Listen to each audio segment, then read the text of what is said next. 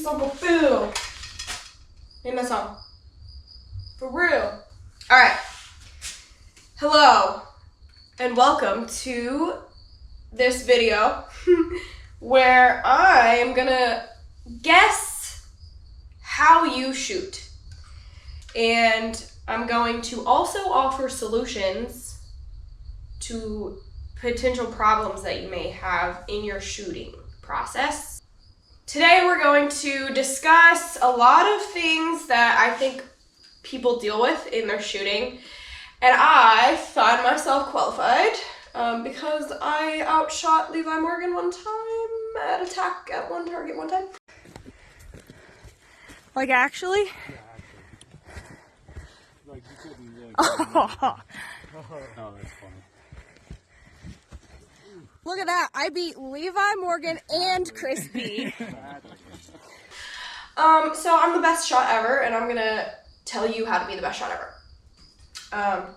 Obviously that's all kind of delusional, but I struggle with a little bit of target panic. Don't tell anybody. But I think a lot of you guys also do, and you may or may not realize it. And I only come to this conclusion because I do go to a lot of the 3D events and I see it. And I'm like, ooh, you have target panic and you don't even know it. So, obviously we all want to be the best archer out there. That's just the goal, you know, we just want to be good. And I'm not always good. It's something that I am constantly dealing with. I'll have days that I'm like, oh my gosh, I just don't even want to look at my bow because I just can't do anything right. Then other days I'm totally fine and I don't even think about it. So we are going into deer season and I want to make sure you guys are shooting well and, you know, are successful in your hunts this year. With that being said, we're gonna get started and we're gonna shoot our bow real good today. Thank you. First thing I'm gonna guess that you're doing wrong is your release is too long for your hand. When you're drawn back and you're sitting here struggling to find your trigger and you're trying to reach for it and you're just like, oh my gosh, I can't find it, and you're just guessing and you're twisting your wrist to reach. You don't want to do that. That's like the number one thing I would say I see people do is they're just out there reaching for their release, and then when they get to it they go bam and they slap the crap out of it. So it's okay if you do that in the sense of like nobody probably told you any different, but for me personally, when I first started hunting I used an index trigger like this, and my wrists are very small, so I had to get like a youth strap for a lot of them, and it's still like the actual head on the release was always too long, so I also struggle with that. I did know better, but I just couldn't do anything about it because I have small wrists. This particular release is a B3 Hawk index trigger, and this is the best one that I have found that actually fit my hand. I was able to adjust it, make it nice and short, and get a youth strap, so it fits my hand pretty good. Basically what you want to be doing is have it backed off, which there's just a little set screw that you can undo with an Allen wrench, lower your head on the release, and then screw back in, and then obviously adjust your release or your wrist strap. This is important because when you're shooting, you don't want to be slapping your trigger in the sense of like you're gonna get up there, bam. That's for sure target panic. I mean, there's no way around it.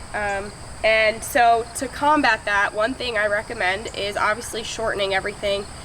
The biggest thing is making sure that you're able to fully rest your finger in a relaxed position, not drawn back, just in a relaxed position over the actual trigger. You just want to be able to lay it there, be on it, literally touching it, ready to go. It's really, really important to squeeze through and pull through your shot versus just getting up there and freaking out. That's one thing that I used to do. I use the UV button, which you can use any button out there. This one just happens to fit my hand really well. But I changed, obviously, from an index trigger to a thumb trigger, and that I'll kind of discuss as I'm shooting, but it really forced me to change my thought process and how I'm shooting. I can still shoot this, but I really prefer the way this is in my hand. I just prefer having the thumb pressure versus the index pressure because I'm not reaching for it. I'm already there. It fits me versus most of the straps and stuff on the index just didn't. So I know I'm kind of fumbling, but basically what I'm getting at is sometimes it's okay to switch things up. You know, if you feel like, oh, I've tried, you know, doing this with my shot, tried doing that with my shot, sometimes it's better to just have a clean slate and just try something totally new, because you can only beat a dead horse so many times until you realize that, okay, he's not getting up. So for me, this was like the biggest factor in helping with my target panic, is just totally changing releases. And that's no hate to anything, like they're both totally fine. It's just for me personally, I needed something mentally to kind of switch it up. Now I do also want to note with that, the length in your trigger or in your release head is probably going to vary no matter how much you shorten or lengthen it. It's important to know that because that will change your draw length. So the Ultra View one, I think for a button, this is actually a pretty long one. Most buttons are real short and, you know, right pretty much right here. This one's a little bit away from your face, but even still, it's much shorter when I hold it up against the index trigger. I don't know if you guys can see that, but that significantly changes your draw length. So what you want to know is, you know, right now is maybe not the best time to switch things up unless you do it right now, because you need to kind of essentially practice how you play.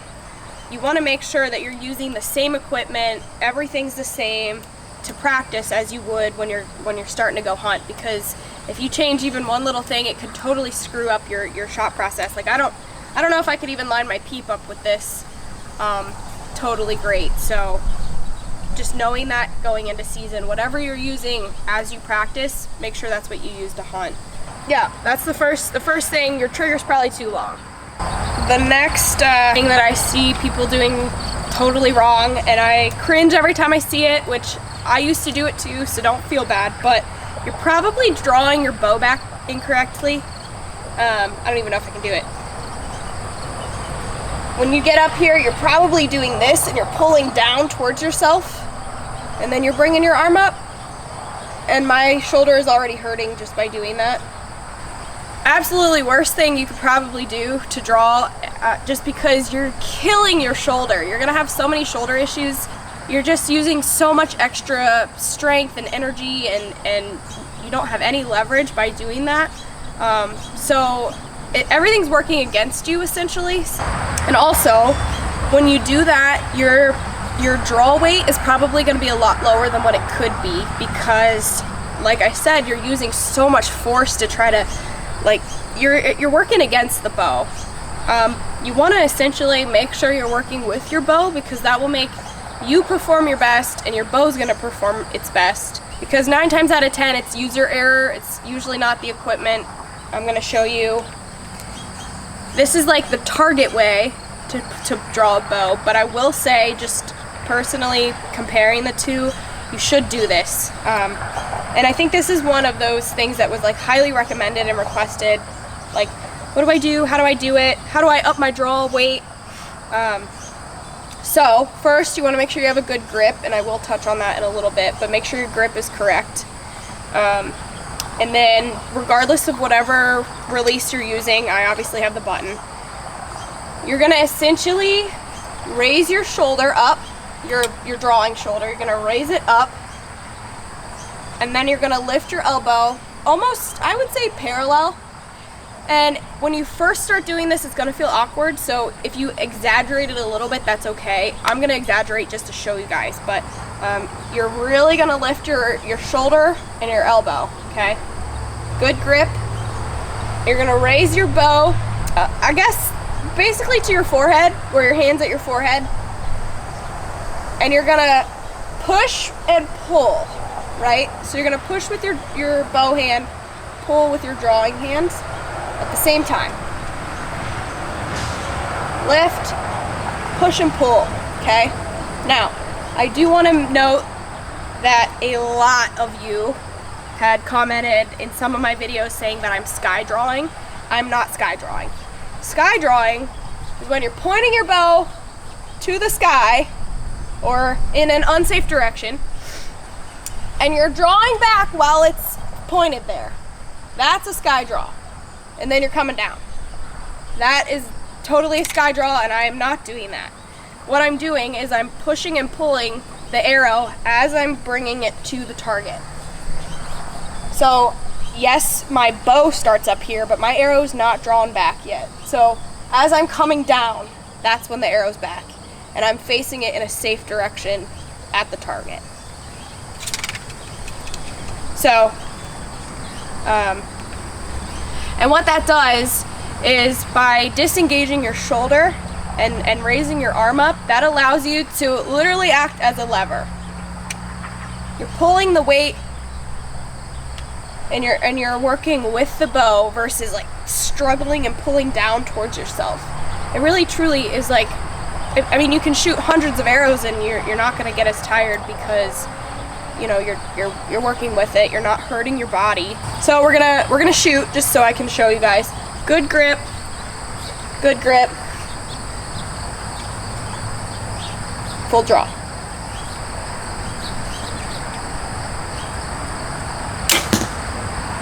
Okay.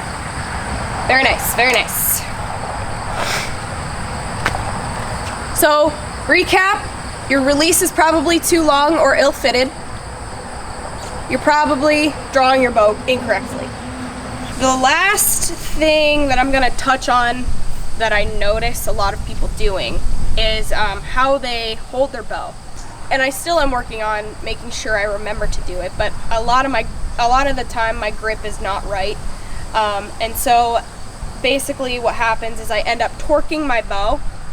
So if you're not holding it properly, your bow's gonna be at a cant. It's gonna tilt, it's gonna do something funky, and you're gonna be like, why are my arrows just not flying right? You know, why are they not hitting where I want? Or why are they flying sideways? Why are they fishtailing?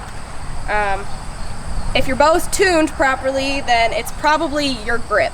I think people either death grip their bow or they like stiff arm it. So for me, I don't like using the word double jointed, but I think that's the best way for me to describe kind of how my arm is. It's the weirdest thing. When you put your arm out, you essentially want to have your elbow facing away from your bow, and your hand is gonna kind of be at a slight angle. So I guess kind of like this, if you guys can see that. Right? My arm tends to literally, my elbow points down, if that makes sense. And so the inner part of my arm is like right next to my elbow on the inside is where I have the most problems, because I really have to force myself to like push my elbow out. And I don't know if it's because it's a double jointed type thing or what it is, but I always slap my arm. And it's not even because my grip is wrong, it's just my arm is crooked. And I'm not making excuses, it just truly is not, like I've held it up against other people's, and for whatever reason my elbow points down and not out. So if your arm is like that, definitely like consider that. But I think most people, your elbow does tend to point outward. So you want your elbow outward, and you're essentially gonna just put your arm out straight, close your fingers, and then tilt to like a 45-degree angle. That's what we're gonna do.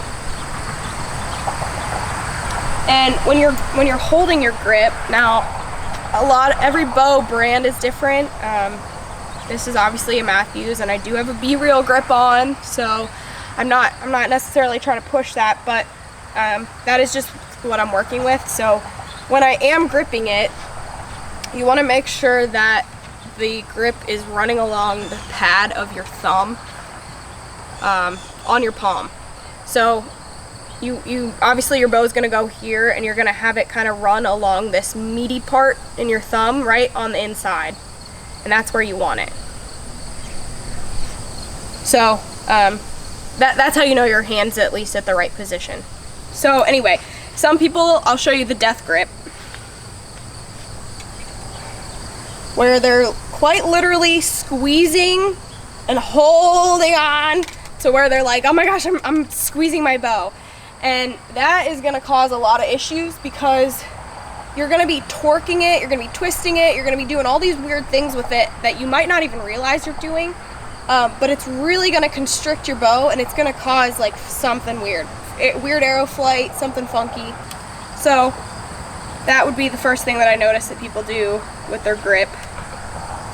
Second thing I notice, and this truly is not the end of the world, but it's a big deal for me personally when I see people who are trying to hunt this way.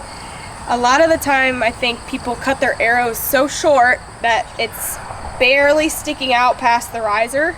So when you're hunting, obviously you have a broadhead on there. And I oftentimes see people with their grip where their fingers are just flailed outward and they're doing this. And all you're doing is asking to cut your finger off. That is so scary. But the positive to that is I will say you're not death gripping your bow.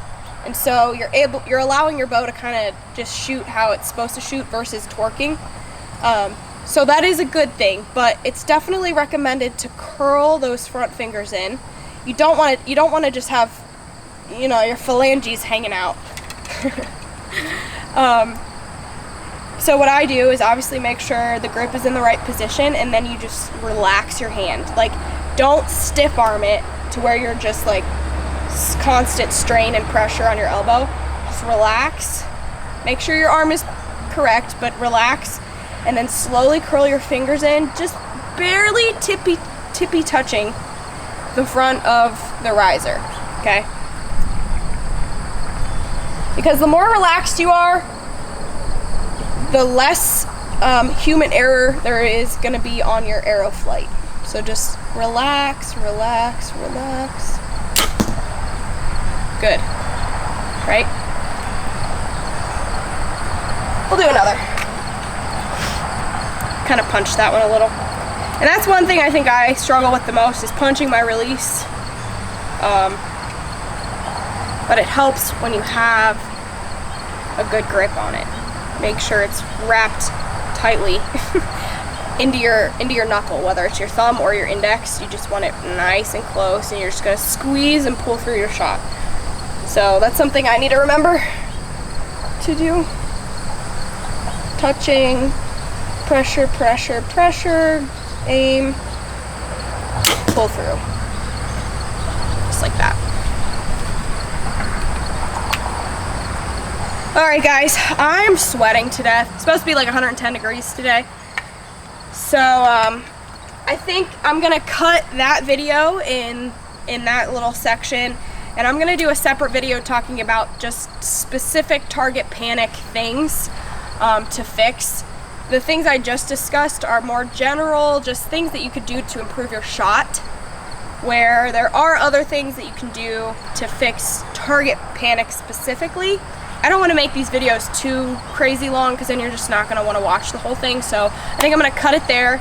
Thank you guys. Hopefully you're now the best archer in the world, and I will make part 2 for just target panic. So, see you later.